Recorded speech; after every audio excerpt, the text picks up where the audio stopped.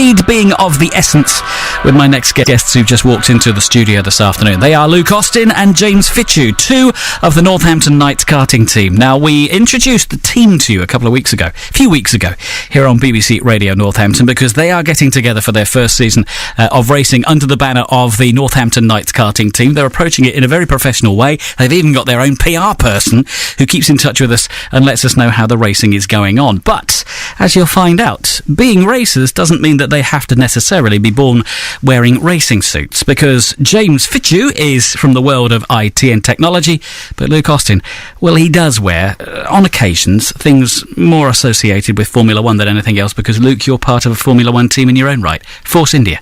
Yeah, I work for Force India, I'm mechanical designer at the wind tunnel, so a lot of R&D research as well. So all this sort of, this skunkworks, this sort of black box stuff that we don't know about in the public, it's the stuff that you're working on in a very hush-hush sense for the team to make them a tenth of a second faster around a lap. Yeah, I do a lot of the work that may get them go faster, sometimes it might not, but we get there in the end. We hear about Formula One and the technology that's involved. We also hear about how far ahead the teams are, planning one car as distinct from another. You're now in the 2012 season for racing. Are you working on the 2013 car already?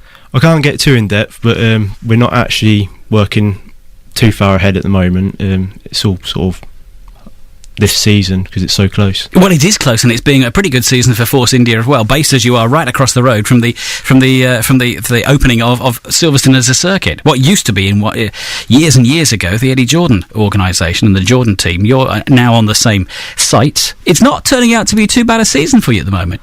We've the best start to a season that we've ever had. Obviously, we're a bit lower down in the championship than we'd like to be, but it's going well. That's the best that you can say right now, because if it's going well, hopefully it'll go better as the season goes on. So actually, you're part of two racing organisations, not only Force India, where you're involved in the technology, but also the Northampton Knights Karting Team. How did the team for karting come about in the first place? Well, really, I just heard about it when I was down at the kart track in Wilton Mill, and yeah, when I heard it, I thought it'd be quite good. I always liked the idea of having a county karting team, and I got hold of James here and see if he wanted to put a team together. You two are friends. James, come in on this one. You and Luke are friends for quite some time. Yes, we've known each other for several years. Like I say, we've done karting. We first met at Daytona 24, didn't we? Yeah, we met at Daytona 24-hour kart down at Milton Keynes. Yeah. Yep.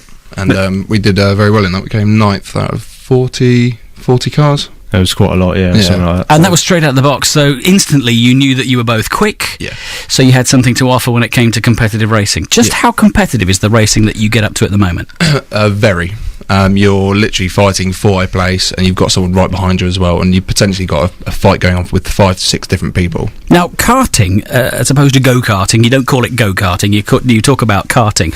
Tell us a bit about the machines that you drive, because at the very top end of karting, you can drive something that's not that much slower than what Luke's team works on with Formula One. I mean, these will be karts that are capable of 170, 180 miles an hour. Maybe not quite as fast in terms of what you drive, but tell us about what you have. No, the karts we drive, they're twin-engine Honda engines, and they can do anything up to 65 miles an hour. Which, when your bottom is about 1 inch off the ground, seems like 165. Quick. Yes, very quick. How much experience do you have to drive these things and drive them quickly? It's not the experience, it's just knowing, well, I don't know, I guess it is, isn't it? Like, experience obviously helps a lot, obviously, but it's knowing the techniques, mainly, that get you round the corner quicker. Everybody wants to have the fastest possible lap. Look at any kind of motorsport, whether it's MotoGP, that will be at Silverstone this weekend. Look at the touring cars, which will be in at Silverstone before too much longer, or indeed Formula One. It's all about fractions of a second. Does the same thing happen with you guys, Luke? Yeah, obviously the main thing in racing, it's not necessary to be fast, but you've got to be consistent. If your lap times are sort of within a couple of attempts each lap, then you've got something to build on, and you can get faster and faster as the season goes on. And that's consistency within the team. So how many people would you have racing in a race at any one time? We have 4 people in our team. Obviously, only one person's on track at any one time. And when it gets to the endurance, it's nice to have 2 drivers at exactly the same speed in the kart. So if you can do relatively the same fast lap times together rather than having one very fast driver and maybe a couple of drivers that aren't quite so fast, it gives you a better chance of winning. Consistency is the main thing. Yeah, consistency is the main key. We had you into the studio just before the start of your season. How's it been so far? Because I think you've had 2 race meetings so far. Yeah, we've just completed our second round at the weekend. I think we're sat 11th in the championship now out of 26 teams, which feels pretty good for our first season. We've managed to pick up our first win at the weekend as well, so I'm quite pleased. Having a first podium in that case, it matters when you can say, yes, we've got a win. It also matters, though, because, James, when you get a win, everybody starts to take notice of you and look at you as the ones to beat. Yes, so it gets more competitive on the track. And not only that, but when you can go back to that circuit again, people will then know you that you are, like you say, the one to beat. But we are getting better and better all the time and becoming more consistent. You've had difficulties, though, because last time out you had difficulties with manpower. You had to bring in some additional teammates to fill the team out for very good reasons. That must be a bit difficult, Luke, when you're trying to get that consistency, if you're getting different drivers into different race meetings. Yeah, I think the team actually got organised the Thursday before the race. It was actually when we got everyone there and sorted out, but it's quite difficult to work out who's going to do what when you don't know who's going to be in the kart. So if everything gets put together last minute, it's not going to be the ideal situation. So is that now settled down? Do you now have a static and a stock team of 4 that you can rely on for the rest of the season? I don't think we've got a team that will be able to do every single race. I think we've got 3 drivers, me, James and Ian Williams, that are going to be trying to do every single round. But then the 4th spot in the team is going to be filled in as and when we need someone. James, when motorsport races get going on TV, yep, whether they're on 2 wheels, 4 wheels, whatever, we see racing drivers. In Formula 1, for instance, you'll often see a racing driver with his eyes shut and his head's barely moving because he's thinking his way around the circuit. Bike racers do the same thing as well. What about you guys? When it comes to the karting, do you have any routines that you adopt before you start the race? I used to sit there and just go quiet for 2 hours, but I found that isn't the way to do it for me.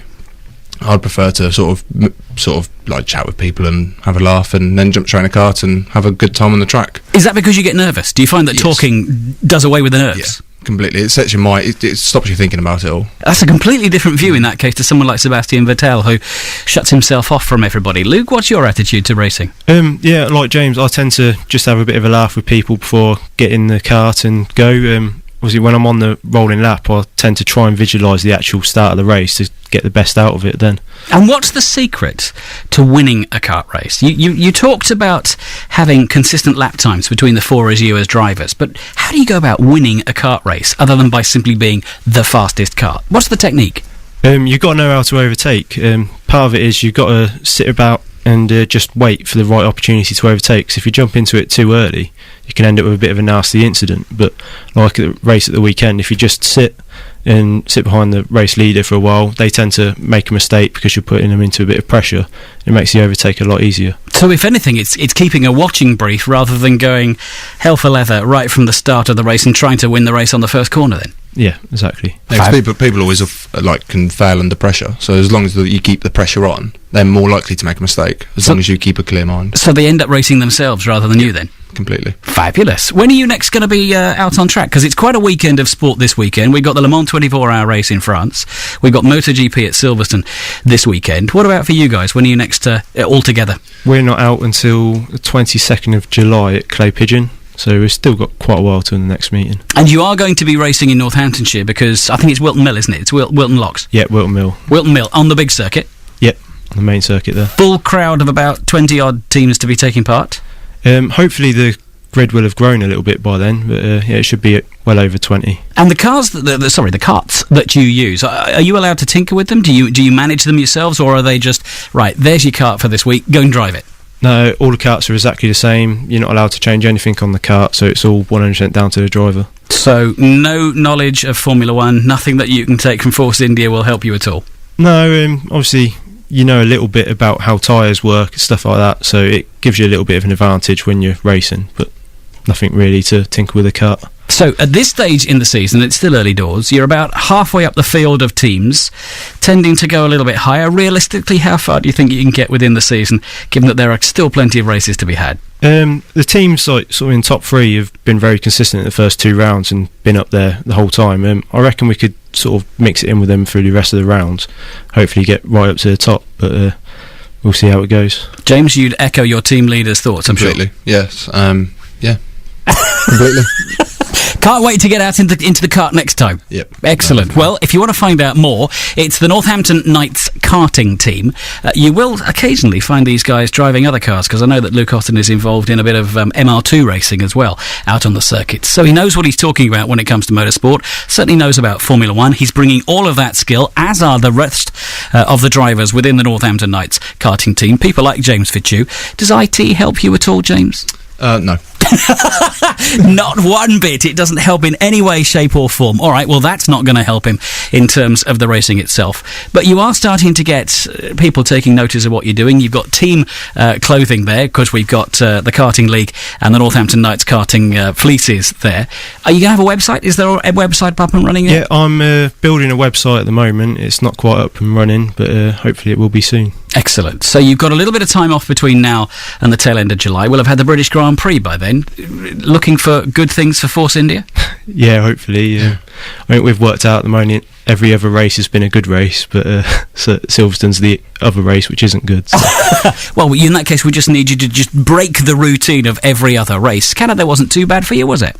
Well, it started well and then sort of ended up just outside the points, but... We need to get a few more points wins in that, points taken into the championship for Force India. But as you've said yourself, best start to the season you've had so far with the team. Yep. Not looking bad. Good luck to Force India. Good luck to the Northampton Knights Karting Team. What will you do over the course of the next few weeks before the next race meeting? Several practices at Wilton Mill, I think. Yeah, I think we're going down there this afternoon and having a little practice. So. Bit of a belt round, and just make sure that you remember which way the circuit goes, ready to play the home advantage when the field comes to Wilton. Yep, exactly. Great to have you in, guys. All the very best. Thanks for coming in. Thank you. Bye. Northamptonshire's Lunch with Helen Blaby.